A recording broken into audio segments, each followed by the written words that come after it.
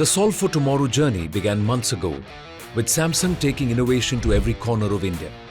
From schools to colleges, metros to small towns, the outreach sparked ideas, ambition, and a nationwide wave of young problem solvers. From thousands of entries, the journey narrowed to the top 100, then the top 40, and from the top 20 emerged the winners. All across 4 themes: AI, sustainability, health, and sports and tech. The young participants also had the opportunity to visit Samsung offices in Bengaluru and Delhi NCR to experience the world of cutting-edge technology. They were further privileged to receive training at FIIT, IIT Delhi from IIT professors, while the top 20 were additionally mentored by Samsung experts. And then came the grand finale, the day everything was leading up to. The top 20 teams were felicitated by Samsung leadership and dignitaries before the big reveal.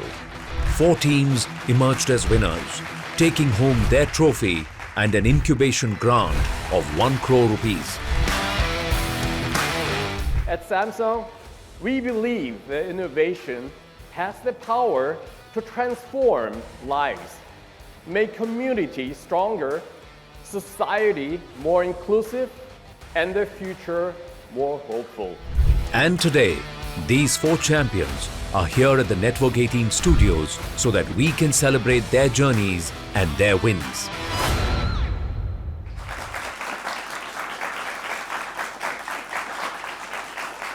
Thank you, thank you, thank you. Namaste, Jai Hind, and welcome. Welcome to this winner's special of Samsung Solve for Tomorrow 2025, a celebration of innovation, inspiration, and young problem solvers who are shaping Bharat's tomorrow today. This year, 4 winning teams stood out across 4 big themes. Their journeys have been full of resilience, breakthroughs, and some really fun personal stories too, which we will get into through the course of this episode. So let's bring them in. Without much further ado, our 4 winning teams of Samsung Solve for Tomorrow 2025. तालियों के साथ स्वागत कीजिए the first team. The first team, the innovators who proved how a simple idea can transform accessibility for millions. Team Percevia. Next up, the team that brought clarity and confidence back to every voice. Team Paraspeak. And now, the change makers who showed that persistence can power a greener tomorrow. Team Prithvi Rakshak. Our 4th and final team joins us remotely with a mission to make sports fairer, smarter, and more inclusive. Team NextPlay AI. So, big round of applause collectively for our all 4 winners. Well done. I'm looking forward as much as our viewers are. The first team we have is from the theme AI for a safer, smarter, and inclusive Bharat. Team Percevia. Well, please come on the stage. Right. So, first up, Percevia. What a name.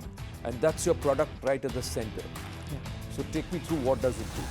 So Percevia is smart glasses for completely blind people, which translates the whole surrounding into audio cues and haptic feedback for completely blind people to help them visualize their surroundings and navigate freely. In how many languages can this help people? And why is it that you wanted to build something like this? What was the inspiration? So Percevia can right now operate in 2 languages, English and Hindi, and we can expand it. We are planning to expand it. And the reason that I wanted to build this smart glasses was mainly that when I was young, I saw the dependency of completely blind people, how dependent they are on their parents for everything, literally everything. So it gained a thought on me that yes, there should be a device which should help them navigate around freely and give them a sense of independence. The whole purpose is built on independence. And so Percevia was the concept. It born when I went to my college. I learned more about electronics. Then I started tinkering more and more, and then Percevia came alive. Have you tested this? Yeah, I have tested this with several hundreds of completely blind users, and they have all given amazing feedback. Because the challenge is, one, you got to get accuracy. So the accuracy is real time. There's no lag. No, sir. There's no lag. The other part is empathy, that the voice talking to you has to be a friendly one. So if something you are going to bang into something, how is the response? Is it say, all right, stop, you're going to bang into something, or you know?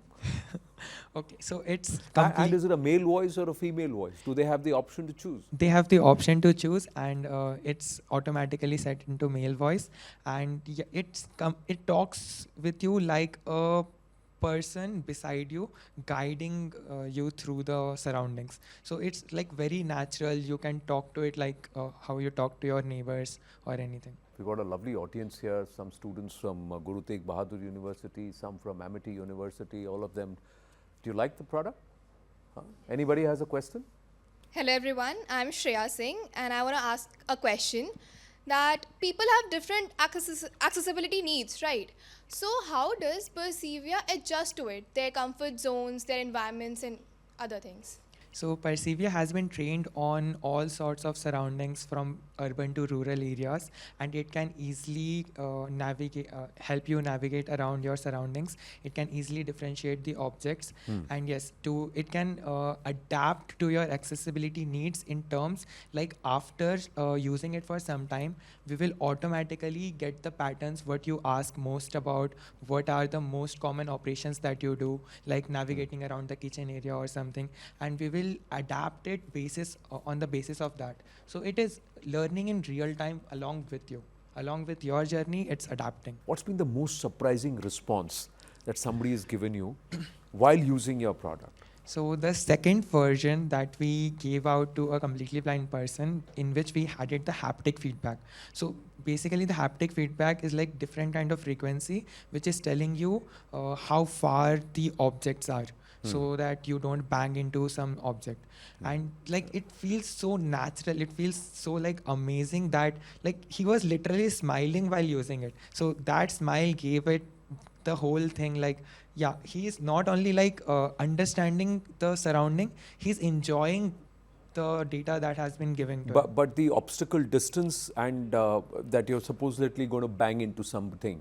Now that's a voice warning or is it a haptic warning? It's a haptic warning. Because like ADAS, you know, you get that so jhatka on the steering it's not like wheel. that strong that you will get irritated by it. It's like so smooth that you will naturally get used to it after just few minutes of usage. Big round of applause for Team Percevia. Thank you so much, team. I'm going to now request you to go and take your seat. Next up is a theme that touches millions of lives every day. And that is the future of health, hygiene and well-being in Bharat. Let's get Team Paraspeak about. Lovely. So one is going to help those who can't see better. Now Paraspeak is those who slur in their speech, speak better. So let me first ask you this.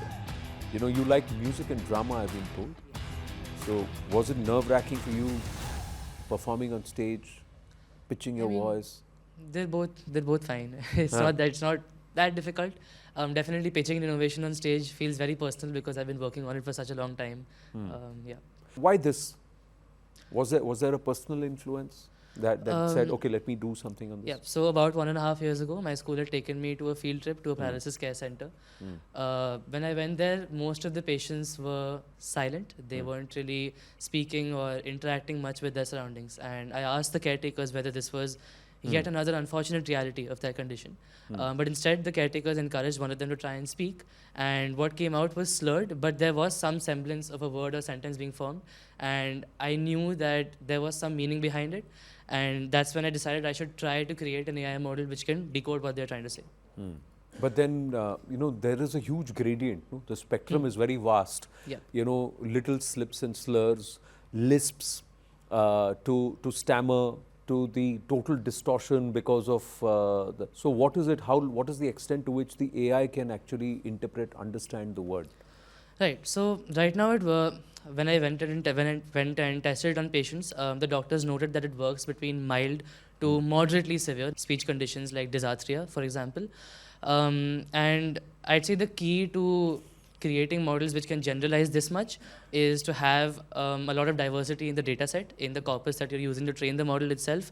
And even though speech is so vast, as you mentioned, there are lots of buckets, right? There are lots of condition-specific patterns which then the model can recognize.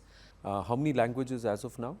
Currently, Paraspeak supports Hindi and English, but the framework I've made is designed to be scalable across languages as long as that initial data set is there, which is something I'm working on right now, right? Expanding it. And what's the voice output? Male, female, or it can adapt to gender? How does it work? Or So is it for robotic? prototyping purposes, I fixed it to a standard female voice used by many of these voice assistants. But definitely, it's not very difficult to add a voice personalization option. You can choose the gender of the voice. Yeah. You can? Audience, any question? Hi, Team Paraspeak. I am Melvin. So your device works in real time. So I want to know what were the technical challenges that you faced to make it both real time and at the same time affordable? Right. So the main challenge with real time is that the AI model that I'm using to decode slurred speech that I've built, it's quite heavy, right? Hundreds of millions of parameters that go into it.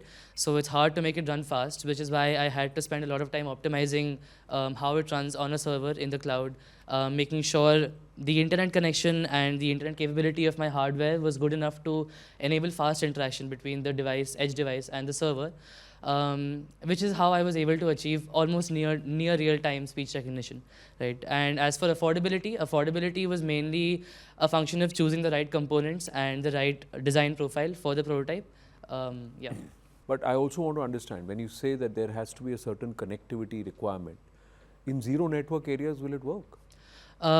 Currently, no, but I have a feature in the pipeline wherein, let's say, you have a phone.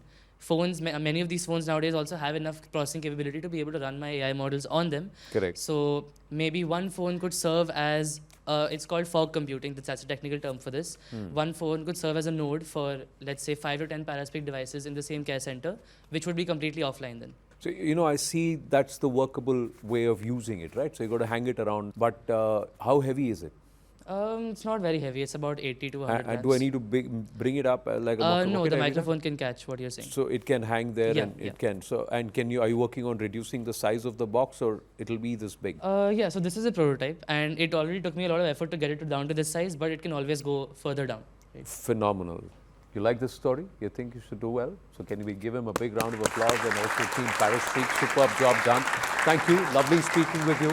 Thank you. I want to request you to please take your seat. Fabulous, isn't it? Inspiring conversations, one helping those who can't see, the other one who can't speak properly. Amazing solves for tomorrow. On that note, we've got to take a very, very short break. 2 more teams whom we're going to meet when we come back. Stay with us.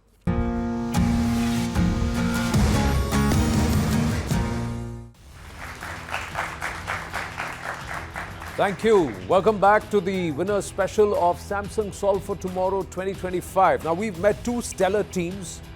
It's now time for a theme that matters to every living being and has the power to impact generation after generation, especially at a time when the world is going through some major environmental crisis. So let's meet our next innovator from the theme Environmental Sustainability via Technology. Team Prithvi Rakshak, come on.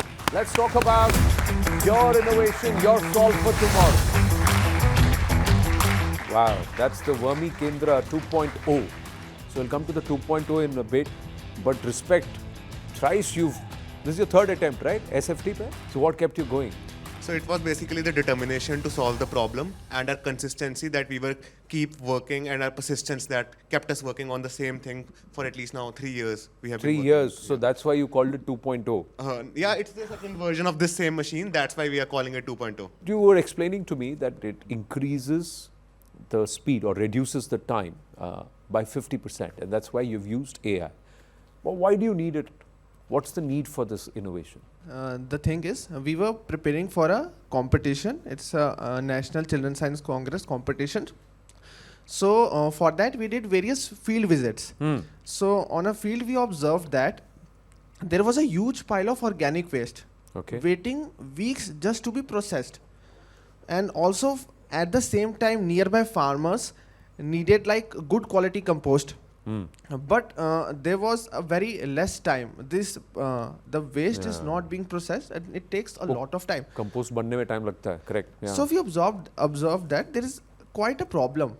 In every 24 hours, waste is being generated, but it takes around 60 days to be processed. Basically, all this thing for years, traditional composting has been working on luck part, like अंदाजा, एक guesswork है, ठीक है? Now, what we have felt like a gut feeling है.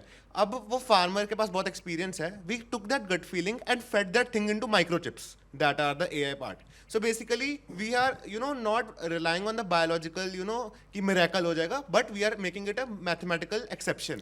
A possibility that can be Yeah, mathematically engineered probability. rather than Allah probability and a possibility also. Yes. Not rather than wait for nature to perhaps take its course and in this mix it will work and it will not work. What's the capacity that you've built? Basically, we are dealing with the capacity model. So we have also tied with various institutions. Like we are building a 12-ton capacity model. You're doing a 12 per ton. month for various society. Like organic waste is generated in almost every institution. Correct. Like it could be a housing society, whether a personal household or a farmer. Right. So we are dealing with the different capacities. Like 1 ton, it could be 12 ton, it could be 100 tons. So it capacity You've model. called it vermi kendra. So obviously there is vermi wash, there is vermi stakes, then there is compost, right? Compost. So how do you maintain? Like we maintain the parameters like pH value, nutrient NPK values, and humidity, temperature, etc. So in order to make it like a bioreactor in a unit. So basically it maintains it 24/7 so that it fastens the decomposing, and we also use a bioenzyme that is a formulation, proprietary formulation. So in order to give the quality of the compost, to take the quality of the compost to the max level. Audience, any question? Yes, ma'am. I want to ask you guys what sort of challenges you guys faced while automating traditional composting, because you see it is a very slow process, it takes time and patience, and how adaptable it is, across different cities and climates as well. See, traditional composting is basically relies on guesswork. Currently, farmers are dependent on gut feeling. What they do, they just take the soil, smell it, and decide what to do, like add water. So the biggest challenge was that to convert or teach that gut feeling into a microchip or a microcontroller. And also, we could not build just a machine. Waste is being stirred inside and kill worms. We have to take care of the worms too. And also for adaptability, I would say it doesn't matter you place it in a hot weather or a cold weather. There are sensors. They measure the external conditions and maintain the internal conditions automatically. Let's say if your product is used for composting across the country, what is it going to do for the environment and perhaps for a greener Bharat? So for now, till now, the scale we have reached, we have diverted 2,000 kgs of waste and converted that entire 2,000 kgs of waste to organic compost, vermiwash, and vermisticks. Very nice. In how much time? In just 2 years. Wow. Fantastic. From the day one we are working, we have converted 2,000 kgs and we are still working on it. We have cut down 1.2 tons of carbon emission till now, and we have collaborated with 30 plus farmers, with municipal corporation of our own city in Ludhiana. So this is just a trailer, entire movie is pending. It's just started. Great job done. Big round of applause to them. Really Prithvi Rakshaks in the true sense. Lovely speaking with you. All the very, very best. Glad to know your story. And now time for our fourth and final team who are joining us remotely today. I can see them there on the screens. This is the team that is representing the theme Social Change Through Sport and Tech for Education and Better Futures. Big round of applause for Team NextPlay AI. They're joining us remotely. Congratulations to the two of you. But before we start this set of questions, I want to ask you, tennis se tech tak ye partnership tha, but on court, who's the better player? Thank you, Anand sir, for this question. It's definitely him, no doubt. I try to stay calm, but the moment the score gets tight, he changes completely. True. I really don't like losing. And I think I get a little bit too competitive even in the smaller things. But this competitiveness also kind of defines how we work together. And because even if it's a match or a problem that we are facing, we continuously keep challenging each other's limits. Right. So now let's come back. Nobody likes losing, but you've got to take and learn from failures. It's the best teacher. But you've also combined three powerful elements: coaching, fairness, and also the EQ aspect, the emotional well-being aspect of it, into one platform. So what made you believe that technology could understand both things? One is that is calculated, that is the performance part, but the EQ part, the emotion part also. So performance was the easy part. because the performance metrics, movement, and those things are easily measurable. The numbers are easily measurable. Being CS students, we could figure out ways in which we could monitor and track these performance traits. But the emotion part came because we are athletes ourselves. And we know that there are many days when everything is going well, but you're still not able to perform as good as you would like to. Therefore, we did not just want to build a tool which points out the mistakes, but which also understands the context and help athletes train better, even on their off days. True, but your AI actually doesn't feel like a tool, so it almost feels like a partner. How do you make sure it stays empathetic and doesn't replace the human connection? So it's not replacing the people. We understand that sport is deeply personal and human. So we are helping the athletes use this technology to get insights and help their performances further. So it's not really about replacing the people. It's helping athletes reach people better. Well, we got a young audience here also who are watching you very, very closely. So anybody has a question in the audience for NextPlay AI? Yeah, go ahead please. That's the mic. Please introduce yourself and ask the question. Yeah, I'm Deepjot. So I have a question that different athletes vary across their skills and style. So how does your tech adapts to different players and their challenges and their conditions? Yes, please. So that's a great question actually, because we know that every athlete has a different body, a different playing style, and a different mindset. So therefore, instead of just trying to fit a single ideal way of playing on everyone, we are focusing more on understanding what comes natural to each athlete and then helping them improve from there by creating a more personalized approach of training. And the confidence and the conditions might change for each athlete, but we want to grow together with the athlete and not just box them into a fixed mode. Fantastic. I think that's a great approach and great thought. But let me ask you this. If your platform could shape tomorrow's ideal athlete, what qualities would define them? For us, the tomorrow's ideal athlete is self-aware and resilient. Someone who knows their strengths and weaknesses and owns their journey no matter where they come from, what resources they started with. But they still play with passion and heart. Oh, fantastic. Big round of applause for Team NextPlay AI. Congratulations.